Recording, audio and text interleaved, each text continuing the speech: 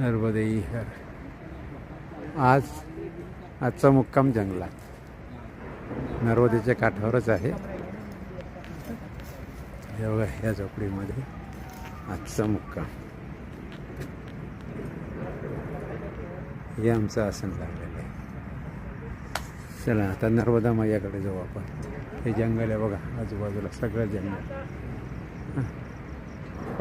इथून आपण नर्मदा मैयाचं दृश्य बघू. पूर्ण जंगल आहे बघा, जंगलात आजचा मुक्काम.